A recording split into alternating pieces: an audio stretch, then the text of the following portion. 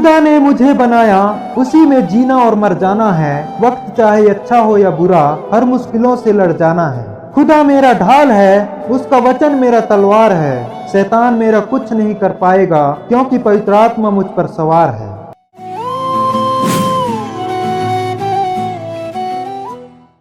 दोस्तों, अगर आप हमारे चैनल में नए हैं तो हमारे चैनल को सब्सक्राइब करें और घंटी को दबाना ना भूलें, ताकि वीडियो का नोटिफिकेशन आपको मिलती रहे।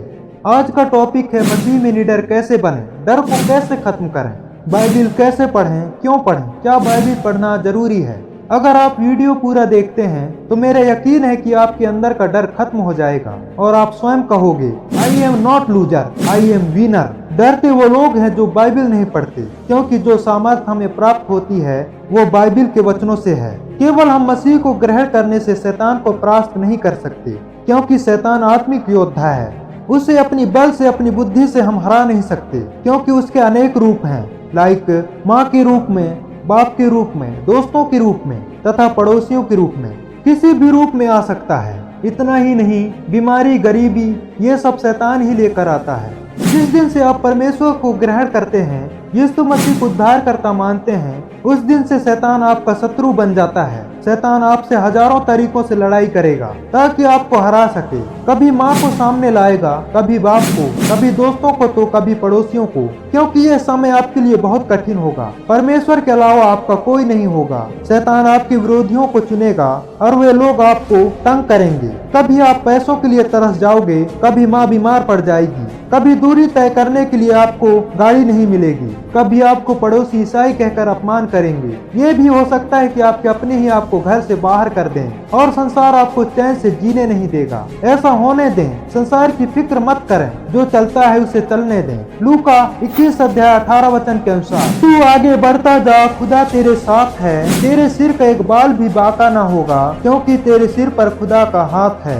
गिड़गिड़ाकर प्रार्थना कर, खुदा तेरे आंसुओं को जानता है, खुदा इन आंसुओं को यूं बहने न देगा, खुदा इन आंसुओं का कीमत जानता है। शैतान आपका सब कुछ अस्त व्यस्त कर देगा और लोग तुझ पर हंसेंगे। तेरे हालातों को देखकर तू हार मत मानना। यूहन्ना 1 अध्याय 1 वचन के अनुसार, क्योंकि यीशु मसीह जो स्वयं परमेश्वर था, उसे लोगों ने नहीं छोड़ा। हम तो साधारण से लोग हैं, परंतु यह सच है, जब यीशु मसीह के साथ जो कुछ हुआ उसे यीशु होने दिया। उसे मारा गया, उस पर थूका गया, यहाँ तक कि वे लोग उसे मार डाले, फिर भी यीशु मसीह ने मौत को भी गले लगा लिया ताकि हम लोग बचाए जाएं।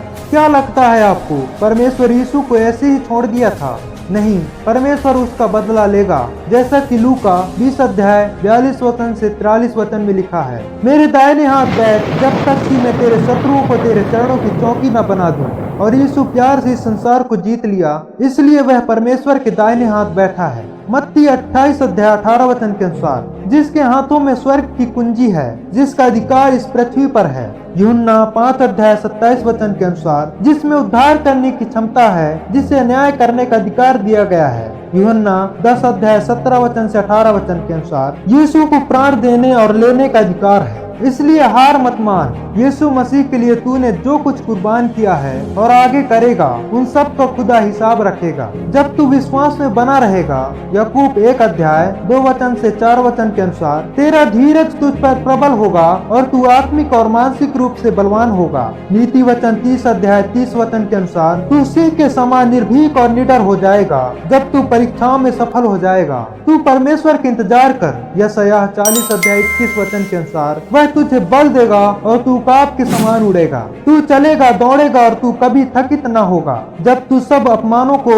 सह लेगा तो परमेश्वर तुझे काब के समान ऊंचाई में उड़ाएगा। तू धरती का धूल नहीं, धरती से निकला हीरा होगा। जिन्हें लोग गरीब भिखारी समझकर छोड़ देते हैं, परमेश्वर उसी भिखारी को दान करने वाला बनाता है। जिन्हें लोग गैर समझकर छोड़ देते हैं, उन्हें परमेश्वर अपना बनाता है। उनके चाहने वाले हजारों होते हैं, इसलिए मत हार। लूका 21 अध्याय 12 वचन से 13 वचन के अनुसार, मत डर कि तेरे साथ लोग क्या करेंगे, तुझ पर झूठा आरोप लगाएंगे, पकड़कर तुझे थानों में ले जाएंगे, अधिकारियों के सामने खड़ा किया जाएगा। उस समय तू हिम्मत मत हार, इससे तुझे साक्षी देने का अवसर मिलेगा। यहोवा का हाथ तेरे सिर पर और उसके दूत तेरे चारों ओर हैं, वे तेरे रक्षा में एक चूक भी नहीं करते। भजन संहिता 91 अध्याय 11 वचन से 12 वचन में, परमेश्वर के दूत सब मार्गों में तेरी रक्षा करेंगे और तुझे खरोंच भी नहीं आने देंगे।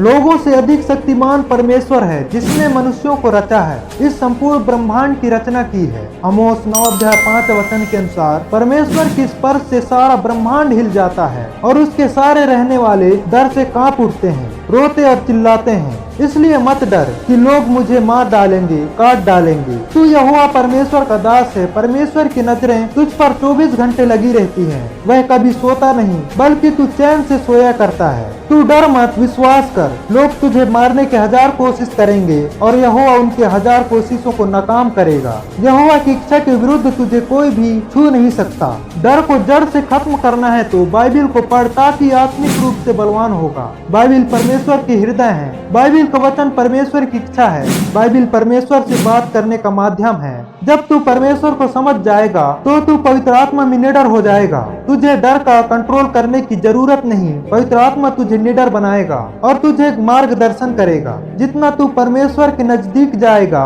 शैतान भी तुझसे दूर होगा। जैसा इफिसियों 6:10 से 17 में लिखा है, अतः प्रभु उसके सामर्थ्य की शक्ति में बलवान बनो, परमेश्वर के संपूर्ण अस्त्र शस्त्र धारण करो, जिससे तुम शैतान की युक्तियों का दृढ़ता पूर्वक सामना कर सको। हमारा संघर्ष तो मांस और लहू से नहीं, वरन प्रधानों, अधिकारियों, अंधकार की सांसारिक शक्तियों, दुष्टता की उन आत्मिक सेनाओं से है जो आकाश में है। इसलिए परमेश्वर के समस्त अस्त्र शस्त्र धारण करो, जिससे तुम बुरे दिन में सामना कर सको और सब कुछ पूरा करके स्थिर रह सको। अतः सत्य से अपनी कमर कसकर और धार्मिकता की झिलम पहनकर तथा पैरों में मेल के सुसमाचार की तैयारी के जूते पहनकर स्थिर रहो। इनके अतिरिक्त विश्वास की ढाल लिए रहो, जिससे तुम उस दुष्ट के समस्त अग्नि बाणों को बुझा सको और उद्धार का टोप तथा आत्मा की तलवार जो परमेश्वर का वचन है ले लो।